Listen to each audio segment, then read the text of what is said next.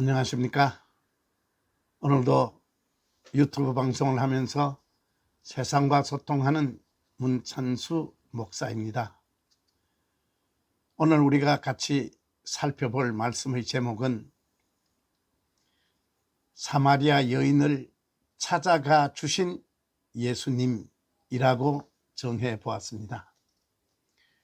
우리는 지난 시간에 요한복음 3장 30절 그 당시 백성들의 절대적 신망과 존경을 받고 있던 세례 요한이 예수님을 향하여 그는 흥하여야 하겠고 나는 쇠하여야 하겠다 하는 말씀의 배경을 살펴보았습니다. 그 말씀은 모든 사람들은 그에게로 가야 하겠고 하는 말입니다. 다시 말해 세례 요한은 자기가 그리스도가 아님을 압니다. 자기는 그리스도를 소개하러 온 광야의 소리라고 자신을 소개하면서 모든 사람들은 그분에게로 가야 하겠고 내게는 오지 않아도 된다 하는 이야기가 그는 흥하여야 하겠고 나는 쇠하여야 하겠다 하는 말씀의 핵심적 내용입니다. 우리는 그 말씀을 보면서 오늘을 사는 우리들의 모습과 비교해 보았습니다. 우리들은 정말로 이 세상을 살면서 예수 그리스도만 빛나고 예수 그리스도만 존귀를 받고 우리는 소리 없이 이름도 없이 빛도 없이 사라져도 좋은 그러한 자세로 이 땅을 살고 있는지 우리 스스로를 살피면서 우리가 들어야 할 음성들을 생각해 보았습니다. 오늘은 그러한 배경에서 요한복음 4장으로 넘어오면서 요한복음 4장 1절에서부터 15절까지 보면은 예수께서 갈릴리를 가시기 위하여 사마리아 지방을 통과하게 됩니다. 요한복음 4장 3절에 보면 유대를 떠나사 다시 갈릴리로 가실새 사마리아로 통행하여야 하겠는지라 하는 말씀이 요한복음 4장 3절 4절에 나옵니다. 이 말씀의 배경을 우리가 조금 이해하면서 말씀을 살펴야겠습니다. 남쪽에 있는 유대 지방에서 북쪽에 있는 갈릴리를 가려고 하면은 그 중간에 사마리아 지방이 있습니다. 그 사마리아 지역을 통과해야 하는데 그 당시 정통 유대인들은 길이 배나 두 배나 먼 거리지만은 베레아로 해서 올라가는 3일길이나 더 먼 길을 둘러서 갈지언정 가까운 사마리아를 가는 길은 택하지 아니하던 시대입니다.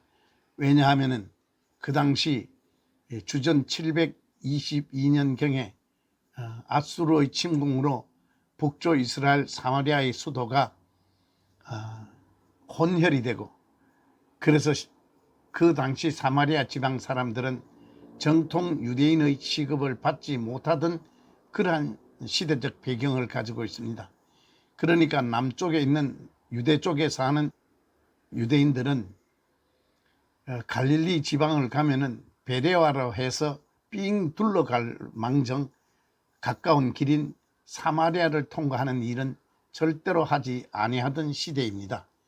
그런데 예수님은 의도적으로 사마리아 지역을 통과하시면서 정오 무렵에 물길로 나온 남편을 5이나 가졌던 여인을 만나는 장면이 나옵니다.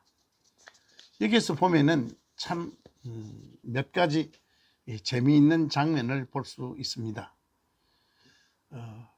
예수님께서 물길로 나온 여인에게 나에게 물을 좀 달라고 그럽니다. 그러니까 그 여인이 어떻게 해서 유대 사람들이 나 같은 천한 이 사마리아 여인에게 물을 달라 합니까? 하면서 그런 이야기를 하니까 예수께서 말씀합니다.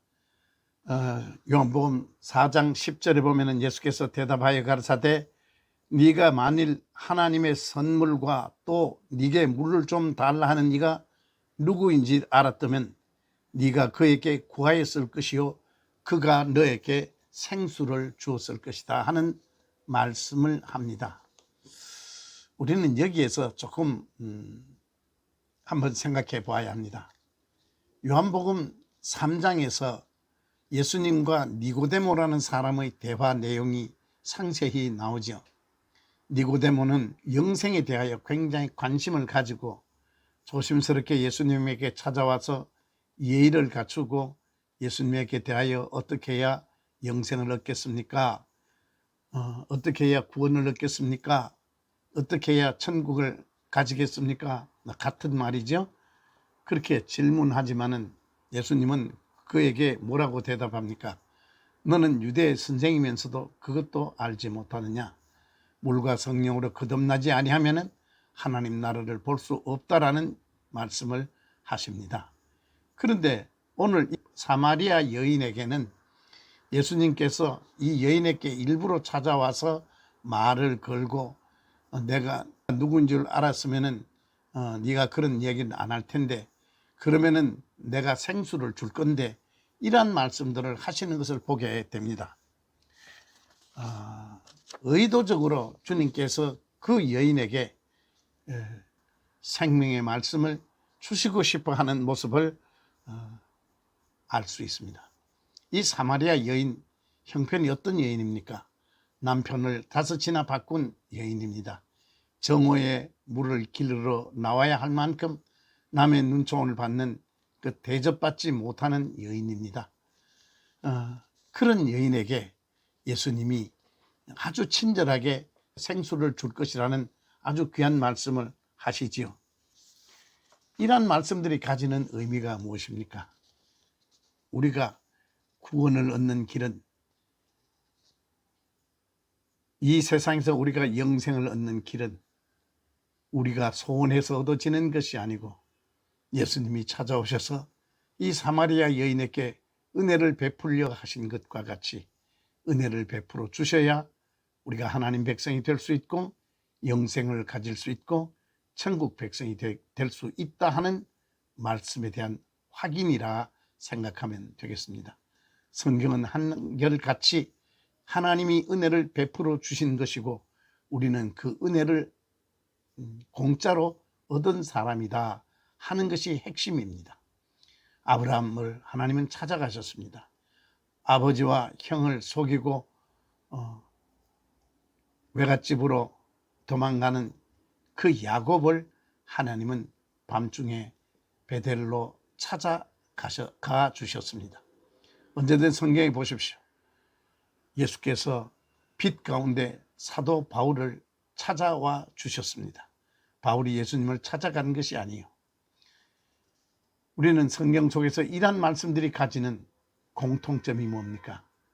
우리가 오늘 하나님 백성 된 것은 이 사마리아 여인을 찾아가시듯이 바울을 찾아가시듯이 야곱을 찾아가시듯이 찾아와 주신 하나님의 은혜로 오늘 우리가 하나님을 아는 하나님 백성이 되었다 하는 이 기막힌 사실에 대하여 우리는 감격해야 합니다. 오늘 말씀은 여기까지 하겠습니다. 고맙습니다. 다음 토요일에 뵙겠습니다. 안녕히 계십시오. 좋아요 버튼과 구독 버튼 눌러주시면 방송을 준비하는 목사에게 위로와 격려가 되겠습니다. 감사합니다.